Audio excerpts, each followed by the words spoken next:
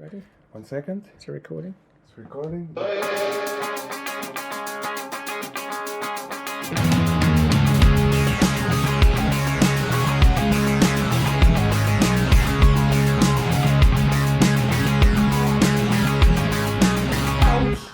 Good afternoon and welcome to Unforced Era.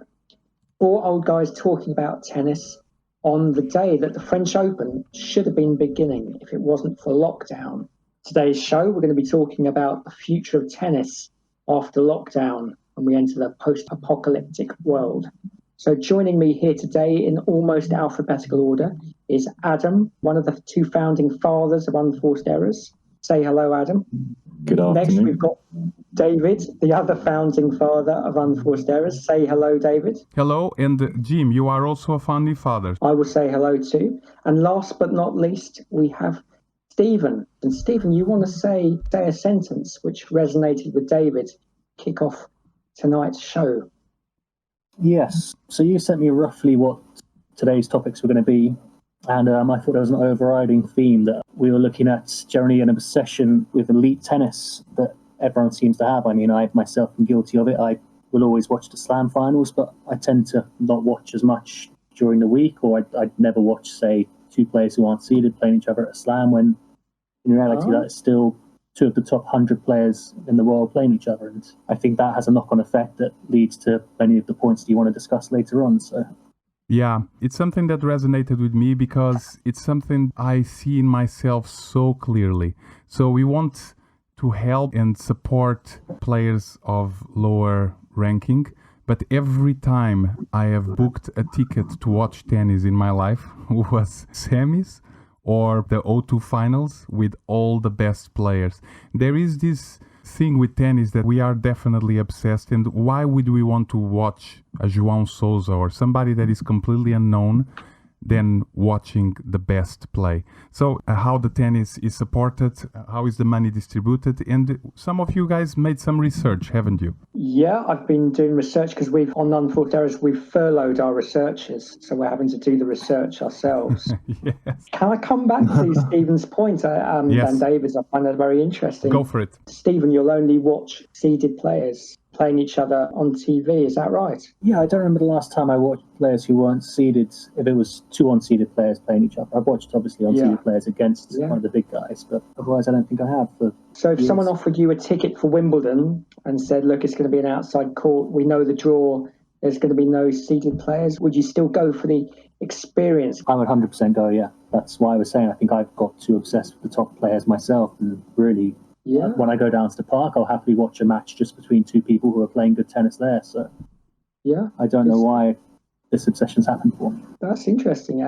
Adam, what's your experience? The appeal of watching Grand Slam tennis for big players, or is it the experience? Well, what do you find? Are the big players the pull for you to turn on the TV if you're in two minds about what to do? Yeah, I agree with Steve. There's so many great players, but we just are drawn to the Nadals, the Federers, the Djokovic, the Murrays, all of those players that are in the top 20, really. And I think it's because they're sort of the household names. We know more about them, maybe.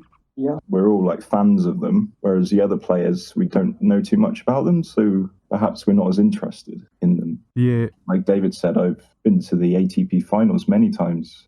If it wasn't the top 8 playing, I probably wouldn't be as likely to get a ticket. This is one issue we're going to be discussing.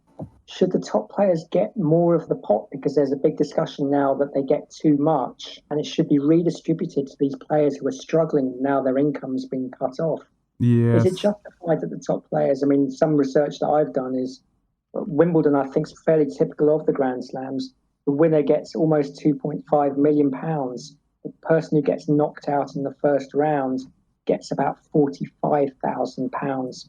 So the winner gets about 50 times more than the first round loser. Is that fair in the light of what we've been discussing, that we do go for the household name? Okay, yeah. So I don't think it's fair because obviously they're playing 7 matches to win the tournament, whereas the players who lose in the first round, they play 1 match. So, I mean, you do it for how much work they've done, you're looking at 1/7 in reality that they should be getting compared to the top guy. And the top guys still get all the extra money from their sponsors and things like that. Yeah. So endorsements. I don't see why they need to gift the winners with so much more when at the end of the day, entertainment, there's two of them, and then consequently to the power of two. Yeah. What do you other guys think about that? Do you think that sevenfold rule it sounds pretty fair to me, really? What do you think?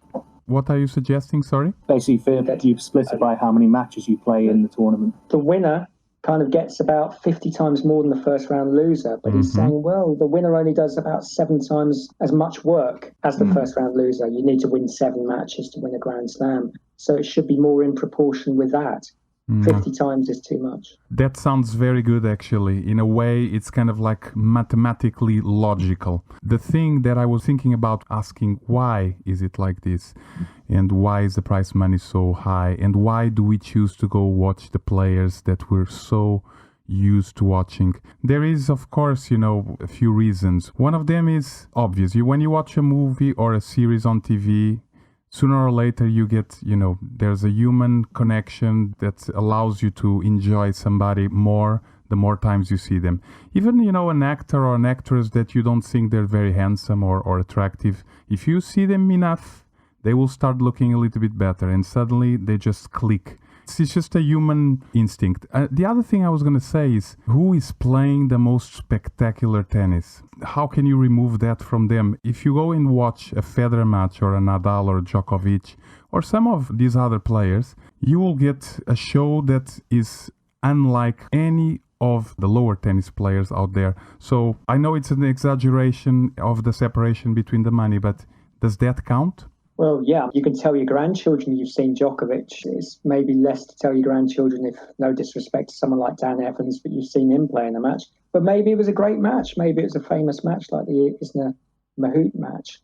But would you be happy if, you were only paid 7 times as much as the first round loser, but you're drawing people in? They're travelling from France to watch Wimbledon because they want that chance of seeing Roger Federer, and they've booked centre court tickets.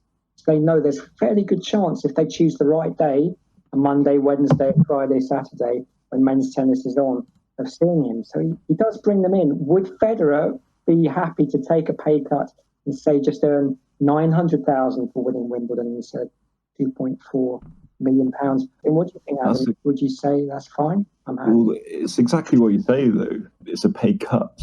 Whereas if they've grown up knowing tennis is structured in a different way, for example, they only get 900,000, then they would accept it. Yeah. I suppose now it might be too late to change stuff like that. The horse has left the stable.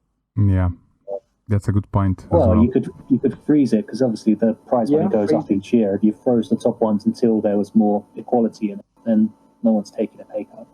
Mm-hmm. Yeah. And I know, for example, a player that we've, funny enough, we didn't mention in our favorite players, and Steve came up to me and asked me why the hell we didn't mention that guy. Of course we forgot, but hey, here he is.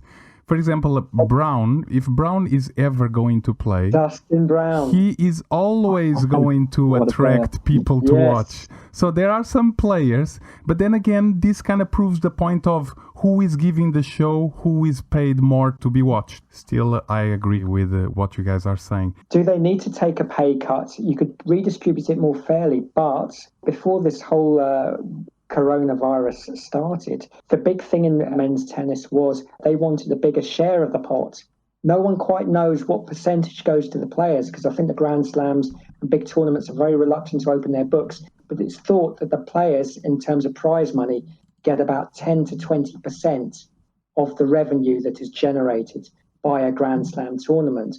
So something like the NFL, I think it's about 50% of revenue goes to the talent, to the players. So perhaps if they got a bigger share of the money, then perhaps you wouldn't have to have Federer taking a pay cut. You could give the first round losers winning more. Another thing is perhaps pay less to the doubles players, pay less to the veterans invitation people. They get the bit of prize money. There are savings which could be made elsewhere. And finally, I know I'm bringing up a lot of points, women's tennis, in terms of they can play doubles as well, playing 3 sets. A lot of the top players supplement that by playing very successfully in the Grand Slams doubles tournaments too. So these are other ways of saving money, so you could actually redistribute the money more fairly. without having to cut the total prize money. Any thoughts, anyone? Doubles, they shouldn't get any money at all. Double? The doubles should have to pay. Poor double I'm people. laughing too, but I think Adam's got a good point there. I know it's controversial. This is what UFE's about. But I think, yes, I wouldn't go to Wimbledon to watch doubles. Never. I wouldn't watch it on TV. If it was on, I'd turn Never. over and watch Emmerdale Farm. Does anyone go to Wimbledon just to watch doubles, or hope I get a doubles match? Double. Well, when you go to the ATP finals, are you happy with the fact you've got a doubles match and That's a singles it. match? Or are you more thinking, why have I not got two singles Gives matches? you the time to One go of the and get a reasons I don't drink, go. isn't it? I don't particularly want to watch doubles, but it's forced on you, isn't it? It's forced. We have to wait for a whole day, man, to watch the second singles. It's so annoying. I'm not implying anything, but I think the queues for the drinks is a lot Yes. bigger when the doubles is on. I can imagine. It's true. It's not easy. But, well, they just need to come up with a plan to distribute the money. And they are thinking about what to do. What's the next step? Because this is a reset button for the world. Yeah. You know, it is a time to think about what to do. Because there's a big talk about what's happening to all the lower ranked players these days. Some of them are finding real jobs because there's no money. Only the top 30, 50 are having any money to sustain themselves. So the gap is massive, and there's going to be consequences. I read only the top 200 men players earn more than the Australian average wage when you take away expenses. Yeah. And it's been estimated that to be on the Pro Tour, it costs a player about £2,500 a week. Yes. They're travelling 39 weeks of the year. They have to pay for coaches, for hotel accommodation for their coach, restringing, all those rackets. So it's really 200 people making a living, but the player ranked 200 could have a bad season and kind of disappear. Yes. So is it realistic for the sport to sustain a living for, you've got players in the top 700 traveling from Europe to Asia. Post-lockdown, is that going to be possible with travel? Is it realistic? Snooker only really sustains about 16, 24 players, possibly, really. Yeah. So is tennis too ambitious? That's exactly what I was looking at as well. I was looking at the schedule of the two tours below the ATP, so the ITF and the Challenger events, and they pretty much follow the same as the ATP. They have a full world circuit. There's tournaments all around the world, and it's just such an expense for the third tier of tennis players to be doing all that on their own budget, whereas you look at other sports, it's all local at that level, so they don't have all the travel expenses, they don't have all the hotel expenses, and it just seems nuts for tennis to try and get the third tier to travel around the world playing these tournaments. I mean, I looked at a few results. In the Ghana Open, there was a British winner. Two Brazilians are in the final in Tunisia, and there was a Russia v Ireland final in Uganda in Kampala. Wow. How is that sensible? I don't know how they do it. The great results, by the way, British people. It's too much. I can envisage in the future, 30 years' time, maybe all major sports will take place on one amazing island in the Pacific, and they'll just build it for sports. And you could have all these players, instead of being on the Challenger and Futures tournament, going over for a 6-week tournament, settle the rankings to see whether they can qualify for the Grand Slams. And they will have hotel accommodation there. You won't have to travel around for 6 weeks because it's all on this sinister Shutter Island where all the top elite sports in the world take place. Yeah, Jim, maybe that's the way it's going to go. That's a very interesting suggestion, because the UFC is actually doing exactly what you said. They bought an island. I can imagine. Yes, they bought an island, and they're going to start fighting over there. So that's Really? Yes, it's going to happen now. They wanted to do it during the lockdown, doing exactly what Jim said. They'll have hotels for people to stay. So, hey, but for tennis, that's a different story, isn't it? Why is tennis so difficult? Golf is much richer than tennis in terms of it sustains a lot more players. And I'm not an expert on golf. I don't know if any of you are. But I think you have an American tour and a European tour. And if you're a top player, you generally choose the American tour once you've made it. So although America's a vast country, there's probably less traveling around. It's probably centered around, a certain type of America. But I think golf is a lot bigger in terms of sustaining more tennis players than tennis does. So maybe we've got quite a lot to learn from golf. I know it's a different sport, but another major difference between golf and tennis is that the male golf players earn far more than their female equivalents. Whereas in tennis, there really is equality, and I think only the top 3 players in the men's sport earn considerably more prize money than their equivalents, top 3 in the women. Other than that, when you go down, it's pretty much the same. The number 15 women's player earns slightly more on average than the top 15 male player, and so on and so forth, because they can play doubles as well. Yeah, and Adam, you wanted to add something as well? Well, I was just thinking this is maybe why we have such a good standard of tennis, because you have to be really good to actually make a living, and you have to be of a really good standard to continue as a professional, because if you're not, you're just going to run out of money. Yeah. We've got this huge dedication of players that they really have to be determined to make it as a tennis professional, which is producing Definitely, though Dominic Thiem would maybe disagree with that, because he said that the lower ranked players are there for a reason. They're unprofessional in his experience.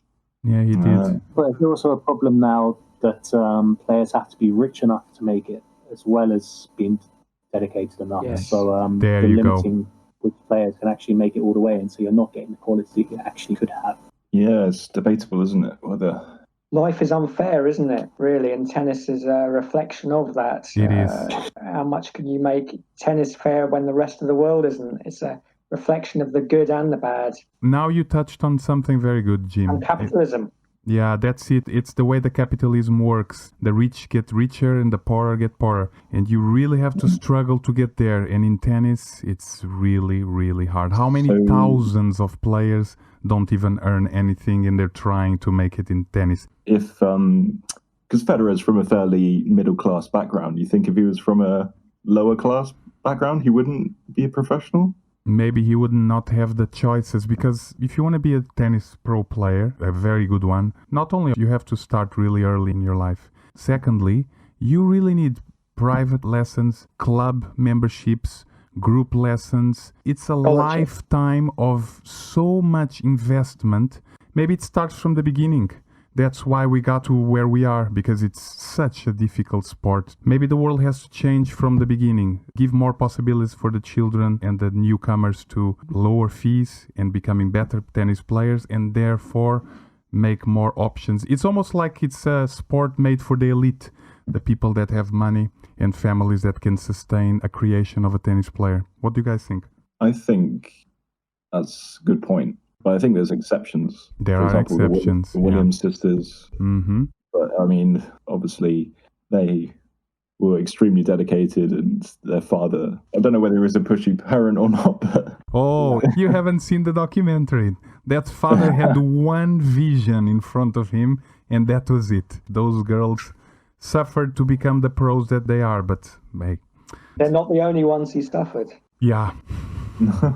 I think the perfect tennis player probably needs to be born rich and hungry, which is a kind of a paradoxical thing, isn't it, really? You've got to have, your parents have to have the money. You probably need one pushy parent who excelled at lots of things, but kind of wishes they excelled at sport, in particular tennis, so they live vicariously through you and push you on. But you've got the hunger. You don't have it too easy, although your family's rich. You're kind of driven as well, and that's is quite rare, really, to be rich and driven, extremely driven at a sport. Yeah. They came up with a plan now. I don't know if you guys heard about it, to recover the players from lower ranking than 100. Federer, Nadal, and Djokovic came up and invested some money, and some other players. Has everyone signed up to that? Yes, there was obviously resistance from Team, but did it go ahead? Do we know? It kind That's of a good question. They were saying it was going to be players who wanted to help could pay between 1,000 to 30,000 pounds, depending on the situation of the player. Yeah, to rankings under 100. I think it's a good idea. It doesn't solve the long-term problems of tennis. One qualm, if we did kind of reduce the prize money, is where would that surplus money go? So if you froze it, but the ticket prices were still high, maybe Grand Slams should open up their books so that players can see where it's going, so that the public can see where it's going as well. Because I would hate that they froze prize money, as Stephen sensibly suggested, and that just meant more went to the chief executives of tennis associations. I was actually saying to freeze the winners and runners-up prize money and to raise the prize money for the lower rounds to get it back to a more balanced situation rather than just freezing all of it. It would be great if ticket prices went down so the pot was perhaps smaller, it got shared more equally, but ticket prices were low enough so that some, younger kids whose family aren't rich get that chance to go to Wimbledon, for instance, and maybe they spread the matches around so it's not just centre court who have the star spotlight names. So, that'd be one way of making tennis a bit fairer than society at large. Yes, well, you're talking about the prices of tennis. We found out the other day about the average of the fan that comes and pays for a ticket to watch tennis. And the average age of a tennis fan watching live is 60 years old. And that 60 years, that surprises 60. me. But definitely, I like the idea of putting the prices down. I think we're kind of fighting to a system that is already a snowball effect that is almost unstoppable. But that's why this coronavirus moment, this reset of the world gives chances and opportunities to rethink the system. Which kind of brings us to some people have been having a discussion with some younger players on the circuit. Apparently they're a bit bored of playing 5-set matches. They want more time on their PlayStation. Yes. The idea of more 3-set matches at Grand Slams, maybe in the early rounds, and just save the 5 sets for later on in the tournament, because they need to watch Netflix. And, Is that something that you guys support? Phasing out 5-set tennis matches at men's Grand Slams? Or yes. Should it go the other way? Should women start playing 5-set matches? I've literally saw some of this new generation talking on Eurosports and suggesting to move from 5 sets to 3 sets because they think that their attention span is not good enough. They have to look at their mobile. They have to check their WhatsApp. Yeah. Maybe they get a WhatsApp check every hour or something. It's unbelievable. What would happen? Jim, you said something good in return to your own question. You said, how could we then compare the all-time greats if the old guard would have won Grand Slams with 5 sets and the new generations would win with 3? I think it's nice to compare different eras. It's tough to, but if you say suddenly switch to 3 sets for the men's singles next year at the Australian Open or whatever Open is next, how could you compare that winner to Pete Sampras or Andre Agassi winning in 1996? Mm-hmm. It would be a different sport. It's almost like the Premier League in football. That kind of, since the Premier League in football's come out, it's almost like football didn't exist before then, which I think is a real shame. Football before the Premier League was really nice. And for some reason, we've lost that continuity. Mm-hmm. And I think personally, that would be one of many reasons why I wouldn't want Grand Slam tennis to switch down to 3 sets.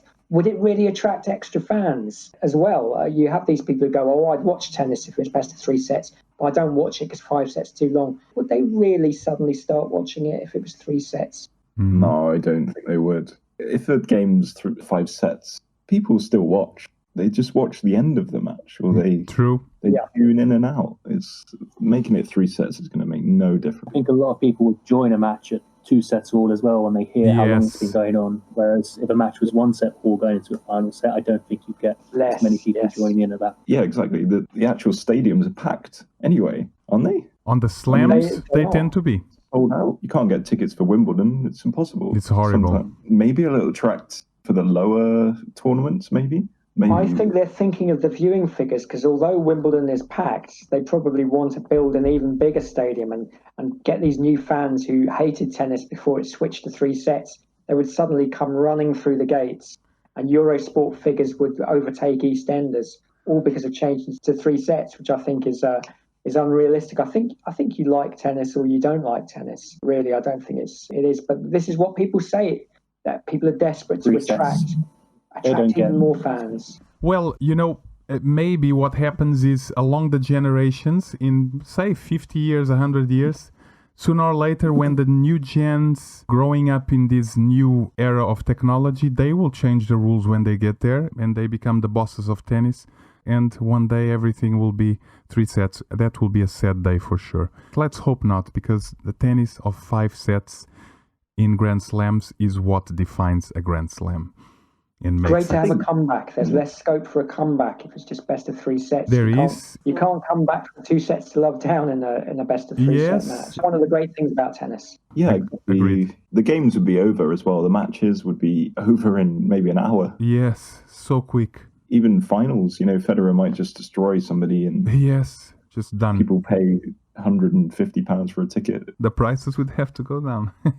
You would think it would give the lesser players a chance if it's best of 3 sets. Would you fancy your chances against Federer a bit more over 3 sets or 5 sets? I probably fancy it a bit more over 3 sets. But it's amazing in these ATP tournaments, it's still the top players still winning, I think, probably the same percentage of matches. Yes. So maybe it's something you would fancy your chances more, but top players would adjust and still come out on top in best of 3 sets. It's more difficult, isn't it? Yeah, that's what the new generation's players were saying exactly. They said in best of 3, we would have more chances against the old guard. So it's come to this that they're so scared of the old guard that they want... Perhaps they could have a handicap system and have a 30-love lead in each game, but still have it best of 5 sets. That's exactly it. Come on, guys. It can't be like that. You have to move. You want to beat the best, you be the best, and that's it.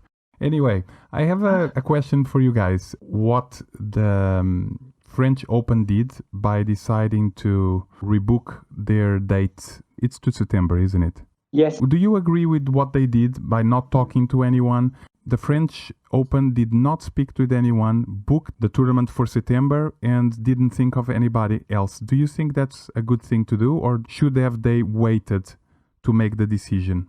I think it's a great decision if everything is lifted around the world. Mm-hmm. And by September, by the original date they planned, which I read could be still moved back a few weeks. So other tournaments won't be happy with that if it's moved the second time.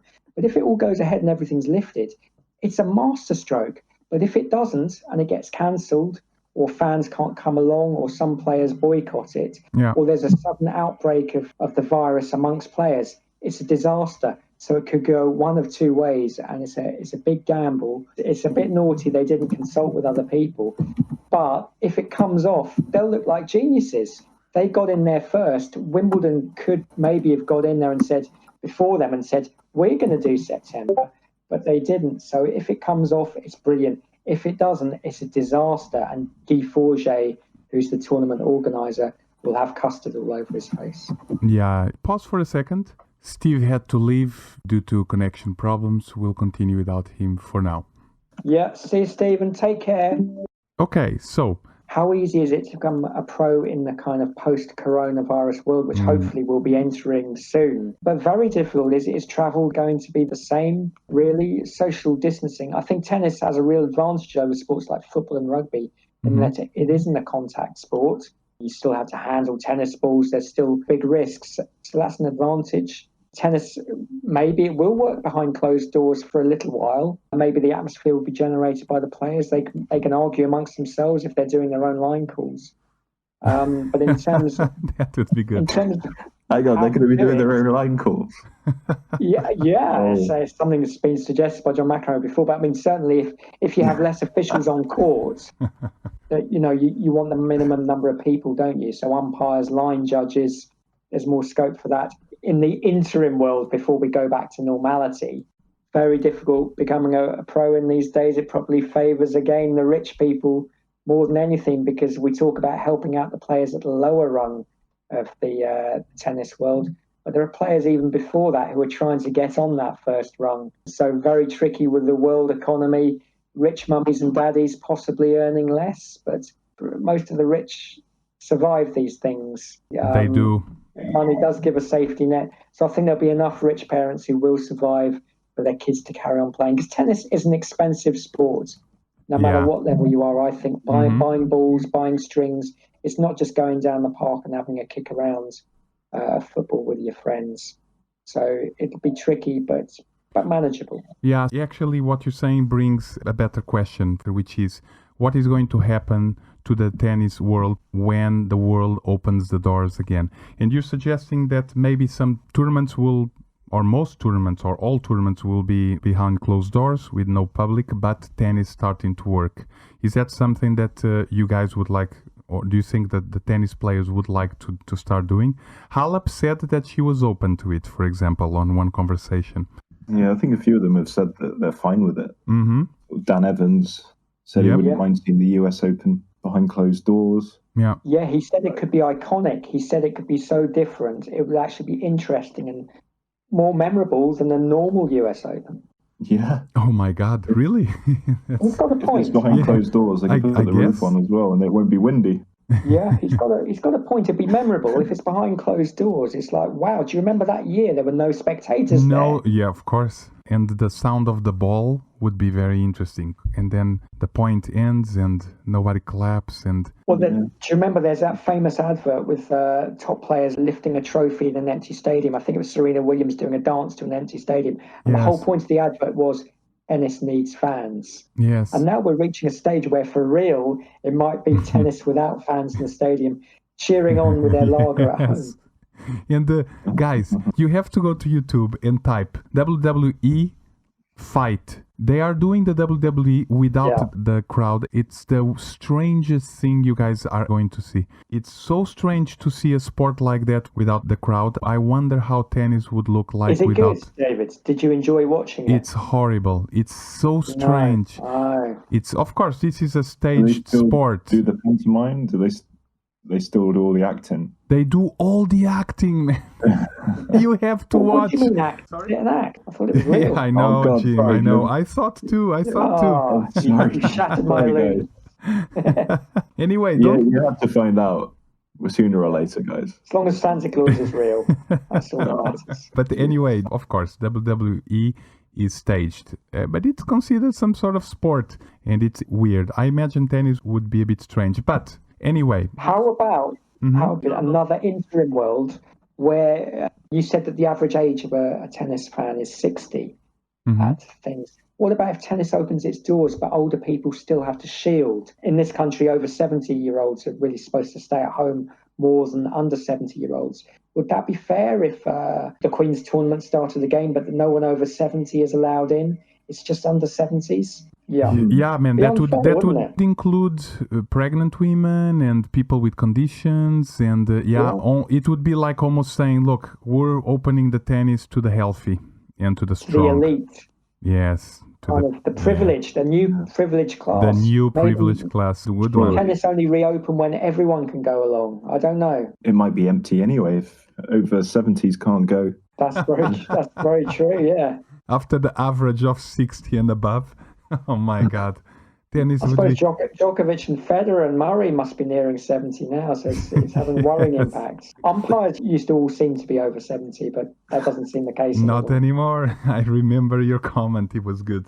They did look different. So, okay, yeah, it does make sense to start the tennis as soon as possible, even if there is not a crowd. And then, I don't know, start with the main tournaments or start everything, maybe, or waiting until everybody's ready to start, and then, everybody starts at the same time. Well, It's local funny, tournaments really. first, maybe. I don't know if you heard the news, but the British Championships, there are big calls to revive that. The British Championships were stopped in 2002 because of dwindling interest, which I thought was a real shame that Britain doesn't have a national tennis championships. And I think it should still have one. And because of coronavirus, people like Andy Murray, Dan Evans, Carl Edmonds have expressed a greater interest in taking part. Because it used to be that the top players, once they became successful in Britain, didn't take part in the national championships. But now we're confined, we can't travel abroad as freely. Suddenly there's a call for it. It would be great practice until the world gets back to normal. So maybe those tournaments first, and then, the Grand Slams have to take priority. That makes sense. What about you, Adam? I think that the world's going to come back to normal probably quicker than people think. People are still losing money, and tennis doesn't really spoke about coming back, but at all compared to football, for example. Yeah. Football it's every day you get an update of we're going to come back on this date, and then it's like, oh, maybe a week later. Yeah. I think behind closed doors, I think tennis they're looking to come back pretty quick. I think, the organizers, French Open, changing their dates and everything. Everyone's quite eager. Of So course. I don't think it's going to be big deal in sort of maybe 5 or 6 months' time. I think it would just be back to the same. Completely kind of normal. Australian Open time. Hmm. Yeah. So the beginning of the new year. Well, I Yeah. hope so. Until then, it's scraps of tennis here and there and see what happens. I'm watching wrestling on YouTube. Oh my God, guys, you have to try it. It's going to be one of the best things you can watch on YouTube. I've never watched Well, maybe anything we'll see like some tennis stars changing their game to wrestling or something. it.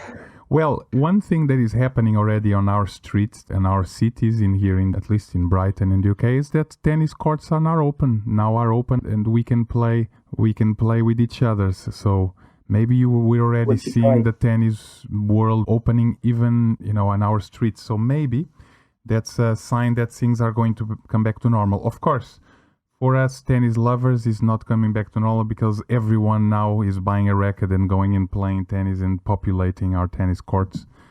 But maybe this is a sign that things will go back to normal quicker than we think. I hope so, really. Fingers crossed. Another difference between tennis and football is a lot of football managers have been saying we can't rush back because we need 6 weeks to get our players ready for big matches. That's a But we good. haven't had that in tennis. To tennis players' credit, not every tennis player can have access to a tennis court, but I think tennis players are willing to go back and play even though they're not tournament ready, which is a really welcome positive thing. Yes, I've heard on the Eurosport some of the players that were interviewed, including Alep. They were talking about how Federer could come back from one day to another and win the slam because he's always impressed people doing this miracle work. But Mats Wilander and Boris Becker were asking tennis players how long they would need to recover to come back to tennis, and some of them were saying a month. Especially for the players that play clay court style, defending, running to every ball. That's going to be very hard for players who are not fit at their maximum to go back. Now, players like Federer or players with really, magical skills that they were born with that gift, maybe it's going to be easier for them. It should be the same pretty much for everyone. I mean, okay, if you come back and you're not tournament ready, it's likely a lot of your opponents won't be tournament ready either. They won't be able to play tournaments. So, it could favour the more skillful players who just, were born able to play tennis rather than the ones who really have to work at it. But it should be fairly level playing field unless you're a millionaire living in a mansion with a tennis court in your living room. Yes. Adam, you have anything to add to that? The French Open being the next slam or the first one that we'd come back to I think that's a really interesting one to come to because it's not a very open slam, is it? But with this, like you guys are saying, sort of players that aren't fit, they've been snacking a bit too much over on their couches. Yes. On a bit of extra weight, it'll be interesting to see them running around the court. I'm anxious for that. Hey, maybe it's actually great that the French is the first one because you need a lot of running to win the French Open. Well, David, you've got a theory, haven't you, about how that might affect French Open being played in September? Yes. Can you remind me? Well, your theory is that it could well be the year that Nadal loses in the final for the first time because it's not a normal French Open, so normal rules don't apply. No, everything is different. And you completed my theory very well. What did you say about the times? Depending on the time of year, there's different moods, different ways of feeling. It's something I find. Some months I feel more full of energy traditionally every year. March is a bit of a slump month. Maybe September isn't a great month for Nadal to be on clay. Yes, it could be possible. What do you think, Adam? It makes sense, no? No? I say bring it back. Bring it back. September, we should hit the clay. Yes. Just to see Nadal get beaten in the final. Oh, yes. If there's a chance of that, I'm all for it. I am. I'm glad Stephen is not here because he wouldn't like to be listening to this right now.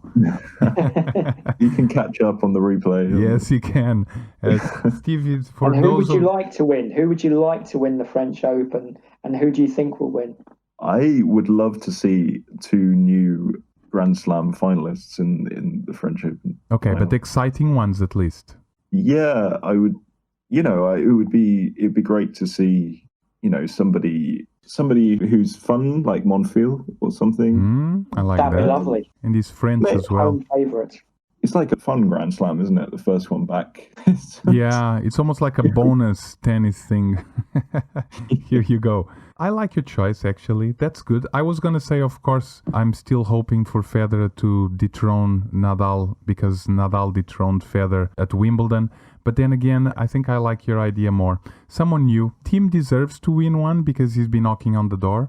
And he really deserves to win that more than anybody else. But maybe a Monfils team final wouldn't be too bad. We will definitely be entertained. And you guys, if you notice that here we are, we're not talking about the nobodies that nobody wants to watch. We are talking about, again, the top players, the seeded players that we so much love to watch. And we probably wouldn't go and watch the final if it wasn't for these great players. It all is interconnected, how difficult it is to make these choices for tennis to work better. We've come full circle in this Full episode, circle. haven't we? I was going to ask you guys one last question. Do we do rule change? Talking about rule change. Talking about. I've thought about it, but I can think of things that I don't want to happen. Tell us what. What we were talking about today, the 5 sets changing to 3. Exactly. Like don't want for that. things not to change because we like the way tennis is, isn't it? I mean, for my sake, I think they should make the courts a bit longer. But Wow. okay, wait a second. Or the Okay, line's thicker. now you see Yeah. you're coming up with something. So rule change would be making the tennis courts a little bit bigger, like wide or long, or both ways. Well, I mean, this is not serious. This is just a joke, for example. No, I'm liking this. But I like it I'm because- in support of it. No, because it does make sense. The human being is becoming taller, stronger, Yeah. faster. So, hey, when are the courts going to be changed? Sooner or later, even if it's in 100 years from now, I am certain that the tennis courts will become bigger. Yeah, maybe the tents. Yeah, make the tents bigger. No, the nets. The nets should be a bit bigger, maybe. taller. Yes. It's quite easy for the big servers to Yeah. smash an ace. One thing I'd like to introduce, I have come up with a rule change. It's more of an invention, Mhm. really. Go for it. I find it very frustrating. You serve the ball into the net and it kind of bounces back in the middle of the court. So my invention, I'm sure someone's considered this already and it's not feasible, is have a kind of Velcro material on the net so that the ball sticks to the net. So it doesn't come back onto the court. So you have to trundle slowly up the court like Serena Williams to retrieve the ball before you do your second serve. You lose your rhythm, you do a double fault. Can they not invent a net where the ball sticks to the net if you hit the net? Oh, wow. And then there's no waiting. It just stays there. Well, yeah, you'd pick it up at the end of the point Yeah, after yeah, you've done yeah. your second serve, but it would save a bit of time. Man. I think I must patent it. I think it'd be worth millions. But are there any drawbacks to this? Why hasn't anyone done it already? Actually, as long as the ball does not stay above the level of the top of the net, I think it's fine, no problem. You can definitely, Yeah. and that technology, it shouldn't be very difficult to create because tennis balls are very easy to get stuck to Yeah. certain types of materials. Would it ruin your ball? Would it ruin the No, ball? it's almost like a Velcro material because you do have that invention on the back of shorts. You can get something, can't you, where the ball, you can stick it with Velcro to the back of your shorts, almost like an extra pocket. Have you ever seen that? Yes, I Yeah. know exactly So what it'd be you're along talking the about. same principle. Yeah. Yeah, I think women It doesn't use work because when you start running, the ball always falls off the Velcro. Yes. So that was a useless invention, but people did buy it. They used to buy that. Yeah, well, I tell you where that invention would really play an important role is in our amateur tennis. Because how many times do we sometimes serve, it hits the net, it comes back to the middle of the court, and we have to walk forward, be- pick up the It ball. would be for amateur tennis only. I don't want Yes. to put ball girls out of business at the big Exactly. tournaments. It'd be for amateur tennis only.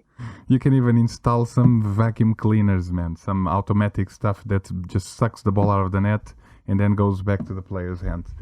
like a Yeah. bowling alley. When you hit a strike or something and it goes all the way down. Yes. Yeah. There you Yes. go. This is good. You know, I think this is the day of the most absurd rule changes, but I like them all, to be honest. I like this. So, Adam, going back to your thing, it would almost be like if you could have the ball to if it hits the net, if it rolls into a pocket, it's drawn in magnetically, almost like a remote control you have in your pocket after you do the first serve. Then it could go down one of the 4 pockets, so it's not in the way. I'm sure this wouldn't be very expensive. It would be fine. It would. Yeah. Okay, so here goes one that I'm not sure about. More camera changes during the match. So even first person starting to put mini cameras on the bandanas of the players, so we could feel their experience playing tennis, or cameras from above, cameras from the side. Every once in a while there's a tournament that places the cameras a lot more in ground level, and you really feel what the player is experiencing and what he has to do. I'm all in favour of more camera angles. Yeah, I like it. You get so used to the same old camera angles, really. I love it when they kind of show the player coming to the net, so the camera's kind of on the net. Yes. They do that a lot more in coverage, which is great. From the air, I can't remember actually if they often film from just above the players, because that's an interesting angle too. Helicopter angle. They stopped that. Sorry? They used to do it a lot more, but, well, I mean, Murray, he complained about a lot, but one of the things he did complain about quite a lot was, I can't remember exactly what they called it. It was like a sort of... Spider. Was it a spider? Yes. Spider cam. Yes. And Yeah. Murray was not happy because it was coming too close to him. I remember that. Yeah. And he could hear it behind him and Yes. moving around. Yes. And I think they've reduced the amount that they use it now. But Oh, wow. I didn't know I'm all that. for the player level, because that's a great angle. Like you say, you get a really good feel of the style that the player is playing and what it's like to actually receive the ball and get a good feel of the atmosphere actually on the court. You rather than... really feel it. It's true. What about the camera in the bandanas and the hats and the foreheads? Have they done that? Maybe we've Like a seen GoPro. it before. The computer games has done that for sure, but I don't remember if we've ever watched that, because it would be quite spectacular and really see where he's looking. I would fully approve of that, actually. I think that would be very interesting if you just had a camera on the bandana for the whole match. You'd see them going to their chair at the interval, looking up at the umpire. It would be a bit like, I don't know if you've ever watched this, I'm sure you have, Adam, a program called Peep Show. Yes. Half the take of it was you saw what the character saw. Yes. So you would see Yeah, the yeah. face when you were talking to them. If you were kissing a girl, you would see the lips go up close. Oh my I think God, it's yes. fascinating. That's a rule change I approve. Your rule change is approved by me. But I'm that person, when I'm watching tennis on TV, if they change the camera for too long, I get pissed off. I love the camera angle that they came up with. So it would have to be here and there, not constant. Yeah, maybe at changeovers they could show the new camera angles. Yeah, exactly. Follow them to the toilet. Is that too far? I think some players need following to the toilet. They do, don't they? Because we don't know what they're doing in there, man. Maybe it's best we don't know. Maybe it's best we don't know. Maybe pay-per-view for that. Yeah, I think so. Late night pay-per-view. Well, I think they would just have like some masseuses waiting to work on some problem that they didn't want to admit they had. But anyway, okay, so guys, thanks very much for the conversation. It was a good flow. And anyway, thanks for coming. Jim, any final words? Thank you. I really enjoyed that. And thanks for setting up, David. And nice to speak to you again, Adam. Thanks for coming, Jim. Thanks for care, coming, everyone. Adam. And have a great Thanks a evening. lot. I enjoyed it. Thanks very much. Thanks. Yeah, it was good.